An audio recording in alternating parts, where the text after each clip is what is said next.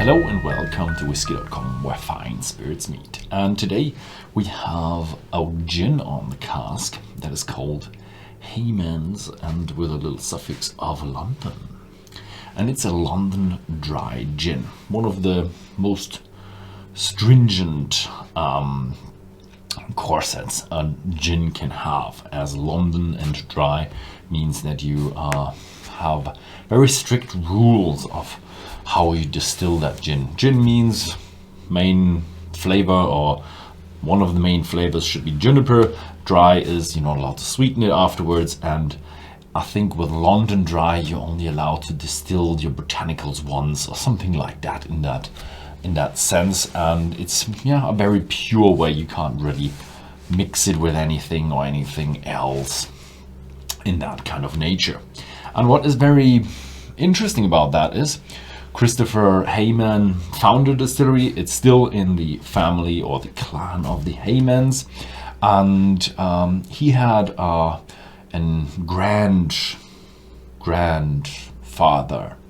and he was called James Burrough, and he is known as the founder of the London dry gin, or the inventor.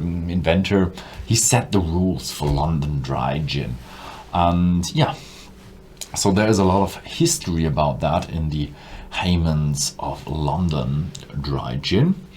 And it is a distillery with 3 stills, and the 3 stills are named after 3 important names, 3 important people to Christopher, and that is the mother, Marjorie, and his wife, Karin, and his daughter, Miranda.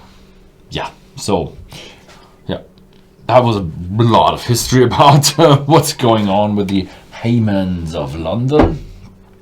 And the recipe is made of 10 botanicals. We have juniper, coriander, lemon, orange peel, angelica, cinnamon, cassia bark, liquorice, nutmeg, and violet root. You could use the roots of violets? Didn't know that. But I guess you can use the roots of anything. Ooh, a very small stopper.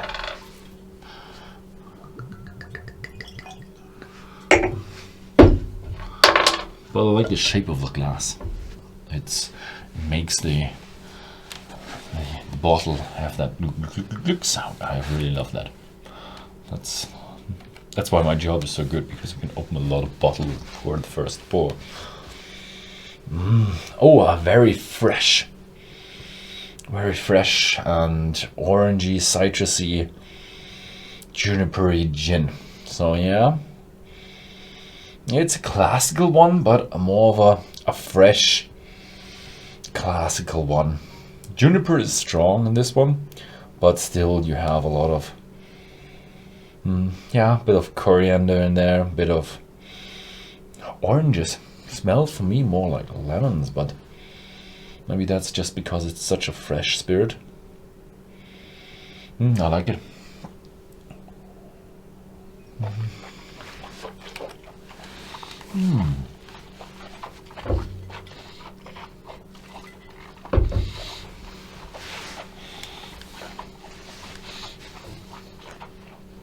47% gives a good kick, but yet in the flavor it's also a very fresh one, orangey, a little bit spicy, but just a smidge of spiciness.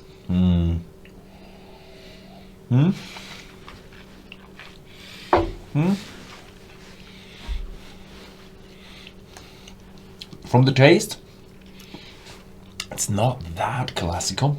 You do have a good amount of juniper, but not overwhelming. So, will it perform good in the gin tonic? Let's see. Let's add a little more. Give it a good chance then.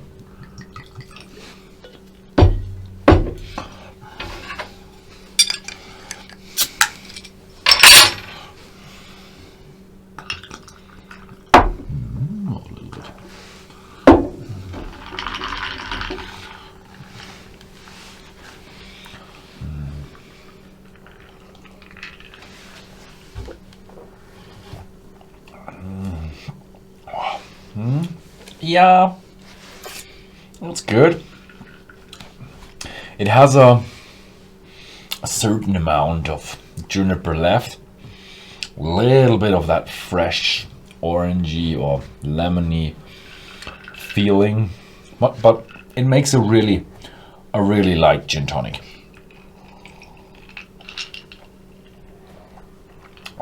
Yep, a really light gin tonic. Even though I added extra bit of gin, there's a bit of a dangerous gin tonic then, because this is very easy drinkable, but still has enough alcohol to give you a little kick in the head.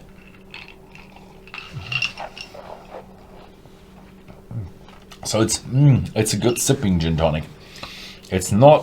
It has a bit of a gin and has enough of the tonic, sparkly, nice, a little bit of a sweet, bitter touch to it from the tonic, and here and there a little roots, a little herbs, a little oranges, a little juniper from the gin. But all in all, it's a very easy and intriguing, and yeah, it yearns to be drunk now. So, but that would give me a little bit too much alcohol for my day. So yeah, it's a nice gin tonic, but don't expect a very flavorsome gin tonic. So yeah, it is mixable, but not in a strong way.